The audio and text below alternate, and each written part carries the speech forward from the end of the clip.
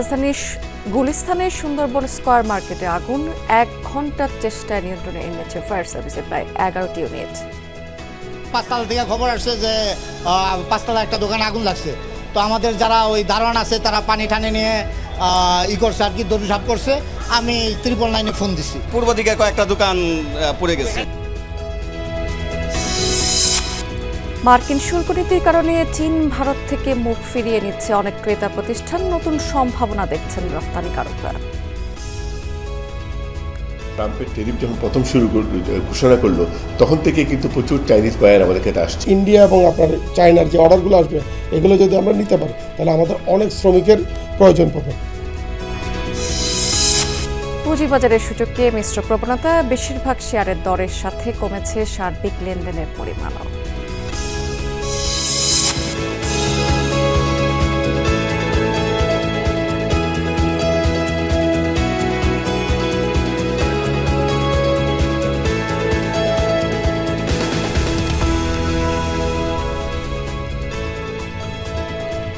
এতক্ষণ শিরোনাম দেখছিলেন, এবার চলে যাচ্ছি পুরো খবর এবং পুরো সময় জুড়ে আপনাদের সাথে থাকবো আমি রাবিয়া স্মৃতি।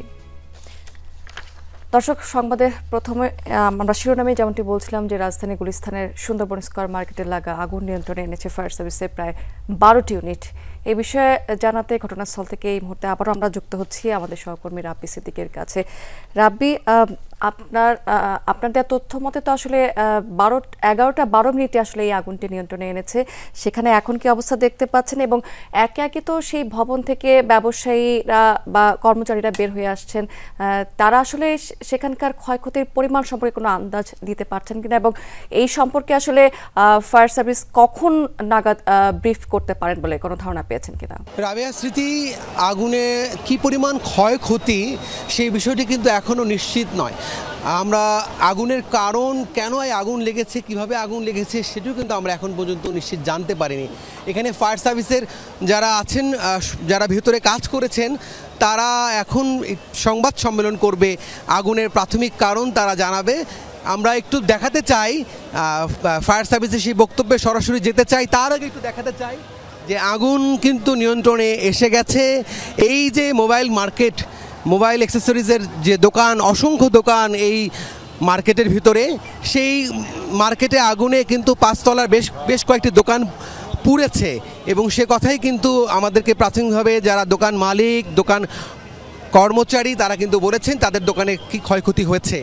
এখানে ফায়ার সার্ভিসের টিম এখানে আছেন, ঊর্ধ্বতন কর্মকর্তারা আছেন। এখন এখানে আনুষ্ঠানিকভাবে তারা জানাবেন যে এই আগুনটির সূত্রপাত বা আগুনের প্রাথমিক যে ক্ষয়ক্ষতি সেই বিষয়ে তারা আমাদেরকে জানাবেন। আমরা সরাসরি আছি, আমরা জানতে চাইব আগুনে ক্ষয়ক্ষতির কি পরিমাণ। একটু দেখাচ্ছি যে আমরা এটি তথ্য জানার আগে একটু বলে রাখতে চাই যে এই আগুন কিন্তু 11টা 12 মিনিটে নিয়ন্ত্রণে এসেছে এবং নিয়ন্ত্রণে আসার পর ফায়ার সার্ভিসের টিম তারা ভেতর থেকে এসে আমাদেরকে এখন সবশেষ যে তথ্য সেই তথ্যটি দিবে। আমরা সুন্দরবন স্কয়ার সুপার মার্কেটের সামনে আছি এবং এই মার্কেটের আগুন একটু আগে নিয়ন্ত্রণে এসেছে। এখানে ফায়ার সার্ভিসের ঊর্ধ্বতন কর্মকর্তারা এসেছেন, তাদের কাছ থেকে আমরা জানার চেষ্টা করব। সুন্দরবন স্কয়ার সুপার মার্কেটের 5ম তলায় আগুনটি লাগে এবং এখানে এই আগুনটির লাগার পরপরে 10-3 মিনিটে ফায়ার সার্ভিসের টিম আসে এবং ফায়ার সার্ভিসের 11টি ইউনিট এখানে কাজ করে এবং সবশেষ যে তথ্য যে তারা এই আগুন নিয়ন্ত্রণে আনতে সক্ষম হয়েছেন এবং কোনো হতাহতের কোনো ঘটনা কিন্তু এখন পর্যন্ত নাই। সিদ্দিক বাজার এবং সদরঘাট দুটি স্টেশন, ফায়ার সার্ভিসের স্টেশন থেকে কিন্তু এখানে 11টি টিম কাজ করেছে এবং 11টি টিম স্ট্যান্ড বাই ছিল, কিন্তু 9টি টিম কাজ করেছে এবং আমরা ফায়ার সার্ভিস কিন্তু প্রাথমিকভাবে আমাদেরকে জানিয়েছে আসলে কোনো হতাহতের কোনো ঘটনা কিন্তু নেই। ফায়ার সার্ভিসের কর্মকর্তারা আছেন, তার কাছ থেকে আমরা বিস্তারিত জানতে পারবো যে কিভাবে এই আগুনের সূত্রপাত এবং কি পরিমাণ ক্ষয়ক্ষতি হয়েছে এই সুন্দরবন স্কয়ার সুপার মার্কেটের আগুনে। প্রস্তুতির ব্যাপার আছে। প্রস্তুতির আগ পর্যন্ত আমরা একটু দেখাতে চাই ক্ষতিগ্রস্ত আগুনে পোড়া সেই মার্কেটটি, সুন্দরবন স্কয়ার সুপার মার্কেট। এই মার্কেটটি ঠিক গুলিস্তান যে ফুলবাড়িয়া, সেই ফুলবাড়িয়া এই মার্কেটটি অবস্থান। এবং এটি ফায়ার সার্ভিসের সহকারী পরিচালক তিনি বক্তব্য রাখবেন। আমরা সরাসরি চলে যাব সেই বক্তব্য। একটু থামি সবাই, এই ভাই থামি একটু, সবাই একটু থামি ভাই, সবাই থামেন, থামি সবাই, শুরু করছে ভাই, ভাই একটু থামেন, শুরু ভাই একটু থামেন, ভাই একটু থামেন না, ওকে স্যার শুরু করুন, ভাই শুরু করুন। 10টার সময়, সকাল 10টার সময় আমরা সংবাদ পাই সুন্দরবন স্কয়ার মার্কেটের 5 তলায় আগুন লাগছে। সংবাদ প্রাপ্তির সাথে সাথে আমাদের হেডকোয়ার্টার থেকে ঘটনাস্থলের উদ্দেশ্যে 3টা ইউনিট ঘটনাস্থলে এসে রওনা হয়। কিন্তু আগুনের ভয়াবহতা দেখে সাথে সাথে আমরা আরও সদরঘাট ফায়ার স্টেশন সদর দপ্তর হইতে টিটিএল সহ আমরা 9টা ইউনিট ঘটনাস্থলে নিয়ে আসি এবং একই সাথে আমরা কাজ শুরু করি। যেহেতু এটা একটা ইলেকট্রনিক মার্কেট ছিল, প্লাস্টিক জাতীয় দ্রব্য ছিল, মোবাইল অ্যাক্সেসরিজ ছিল এবং প্রচণ্ড ধোঁয়া সৃষ্টি করে। 5 তলার ভবনের 5 তলার যে গুদামগুলো ছিল, গুদামের ভিতরে আগুনটা লেগে যায় এবং প্রচণ্ড ধোঁয়ার কারণে একবারে নিচতলা পর্যন্ত ধোঁয়া চলে আসে। 1 তলা 2 তলা 3 তলা 4 তলা বন্ধ ধোঁয়া চলে আসে। ফায়ার ফাইটাররা অত্যন্ত রিস্ক নিয়ে, বিডিং অ্যাপারেটস পরে অত্যন্ত ঝুঁকি নিয়ে এই ধোঁয়ার ভিতরে কাজ করে আগুনের যে উৎসস্থল এটা খুঁজে পায় এবং শাটার খুলে অগ্নি নির্বাপন করে। প্রায় 11টা 12 মিনিটের সময় আগুনটা সম্পূর্ণ নিয়ন্ত্রণে আসে। তো আল্লাহর রহমতে এই সুন্দরবন মার্কেটের হাজার হাজার দোকান ছিল এবং উপরে গুদাম ছিল, অনেকগুলো গুদাম ছিল, কিন্তু ফায়ার সার্ভিসের সঠিক সময়ে সঠিক সিদ্ধান্তের কারণে অনেকগুলো দোকান রক্ষা পায় এবং বড় ধরনের ক্ষয়ক্ষতির হাত থেকে রক্ষা পায়। আগুন নির্বাপন ক্ষেত্রে এসে আমরা দেখলাম যে আমরা যারা আগুন নির্বাপন করতেছিলাম তারা আমরা উপরে উঠে গেছি, কিন্তু নিচতলা 2 তলা 3 তলা 4 তলায় অনেক লোক ছিল, জনগণ ছিল, পুলিশ সেনাবাহিনী থেকে শুরু করে অন্যান্য আইনশৃঙ্খলা যারা বাহিনী ছিলেন তারা চেষ্টা করছেন যে তাদেরকে বের করে দেওয়ার জন্য। তারা বের হতে ছিলেন না, আমাদের একটু ব্যাক পেতে হচ্ছিল এবং আমাদের হুজগুলো নিয়ে টানাটানিও হচ্ছিল, এদিকে আসেন ওইদিকে আসেন। কিন্তু আমরা যদি যথাসময়ে যথাভাবে যদি সঠিক নিয়মে যদি হুজগুলো না টানতে পারি তাহলে সঠিক টাইমে কিন্তু আগুনটা নির্বাপন করতে পারবো না। তো মহান আল্লাহ তাআলা অশেষ রহমতে ওয়াসার টিমও চলে আসছিল এবং আমাদের ভলান্টিয়ার থেকে শুরু করে মার্কেটে কিছু লোক ছিল, তারাও সহযোগিতা করছে আমাদেরকে। সহযোগিতার কারণে আমরা খুব সামান্য ক্ষতির মাধ্যমেই আমরা এই ধরনের অগ্নিকাণ্ডটা, অর্থাৎ বিপজ্জনক অগ্নিকাণ্ড, এটা আমরা নির্বাপন করতে পেরেছি। কি পরিমাণ ক্ষয়ক্ষতি হয়েছে আপনারা কয়টা জানতে পেরেছেন, আর কয়টা দোকানে আগুন লেগেছে?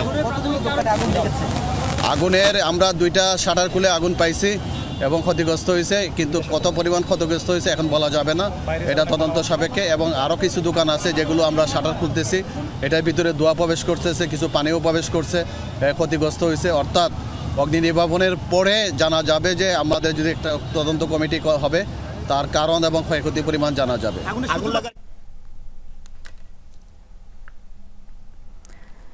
দর্শক, আমরা আমাদের সহকর্মী জানাচ্ছিলেন, রাব্বি সিদ্দিকী সেখানে আছেন, সেখানকার পরিস্থিতি 11টা 12 মিনিট নাগাদ স্কয়ার মার্কেটে আসলে আগুন নিয়ন্ত্রণে এসেছে এবং ফায়ার সার্ভিসের সহকারী পরিচালক ব্রিফ করছিলেন। তিনি জানিয়েছেন এখনো পর্যন্ত সেখানে ক্ষয়ক্ষতির পরিমাণ নিশ্চিত করে বলা যাবে না, তবে ভালো খবর হচ্ছে সেখানে হতাহতের কোনো খবর নেই।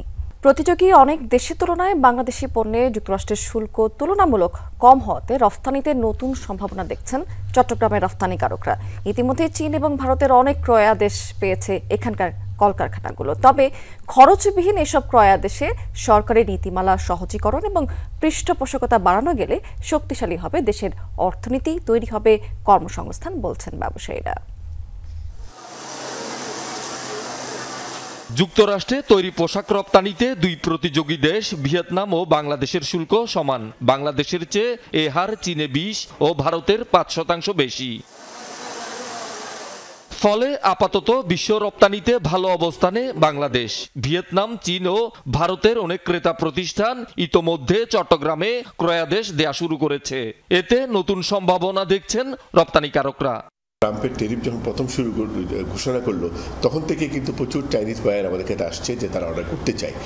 আমি নিজেও আমার ফ্যাক্টরিতে কিছু চাইনিজ অর্ডার করছি, কিন্তু এখানে চাইনিজদের যে আমরা যে প্রক্রিয়া কাজটা করি সেটা হলো যে এফওসি, তারা ফ্রি অফ কস্ট আমাদেরকে ফ্যাব্রিকটা পাঠায়, এক্সোসিসটা পাঠায়, আমরা সিলিয়ে তাদেরকে এক্সপোর্ট করি। এফওসিটাকে যদি সম্পূর্ণরূপে যদি ওরা আমাদেরকে ফ্রি করে দেয় এনবিআর থেকে বন্ডে, তাহলে কিন্তু আমাদের ব্যবসাটা খুবই ভালো হবে এবং আশা করি আমরা যে $100 বিলিয়ন এক্সপোর্টের টার্গেট নিচ্ছি সেটা খুবই সহজভাবে আমরা এগোতে পারবো।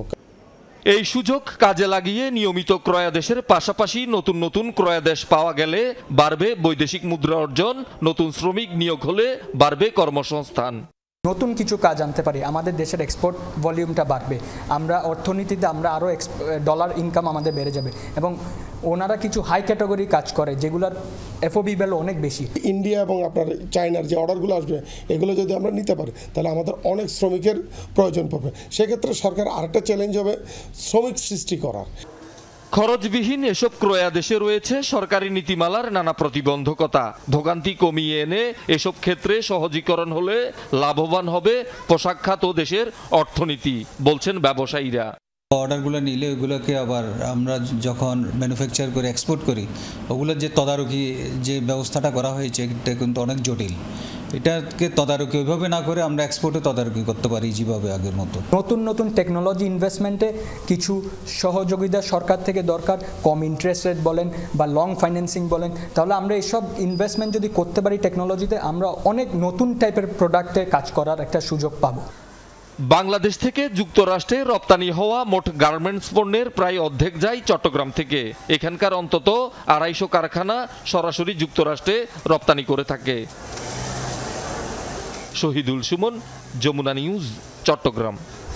যুক্তরাষ্ট্র অতিরিক্ত শুল্ক আরোপ এবং শাস্তিমূলক পদক্ষেপের ঘোষণা দেওয়ার পর থেকেই মূলত রাশিয়া থেকে তেল কেনা বন্ধ করতে যাচ্ছে ভারত, এমন খবর পেয়েছেন বলে দাবি করেছেন মার্কিন প্রেসিডেন্ট ডোনাল্ড ট্রাম্প। যদিও এটি সত্য কিনা সেটি এখনো পর্যন্ত নিশ্চিত নন বলেও জানিয়েছেন তিনি।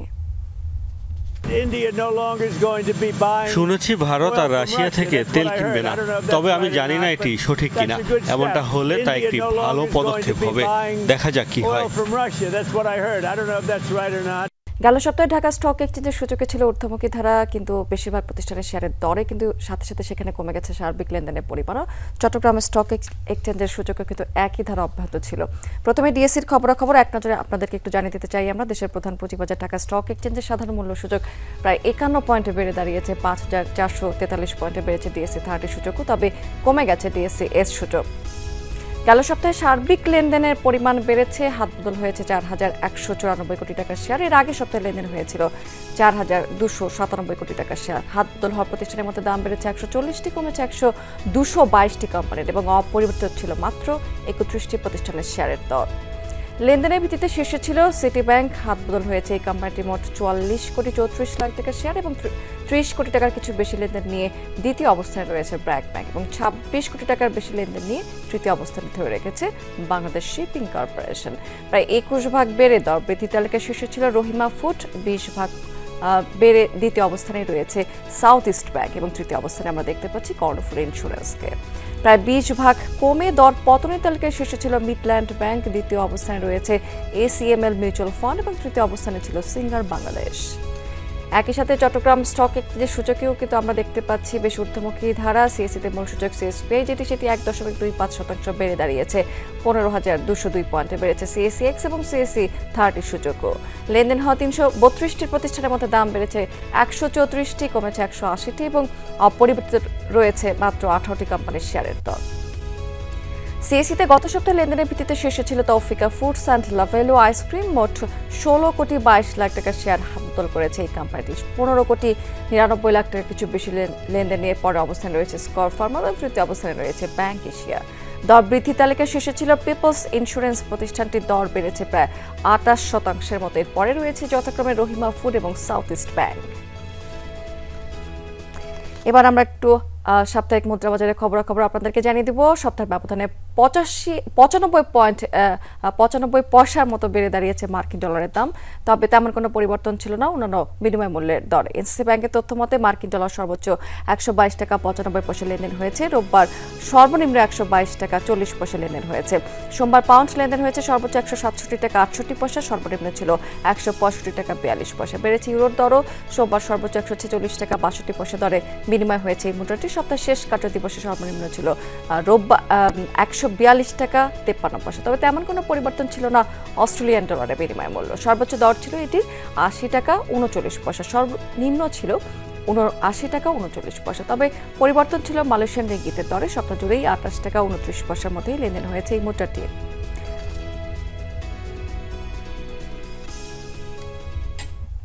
দর্শক, এই ছিল বিজনেস টুডে এখনকার আয়োজনে। এতক্ষণ সঙ্গে থাকার জন্য ধন্যবাদ আপনাদের সবাইকে।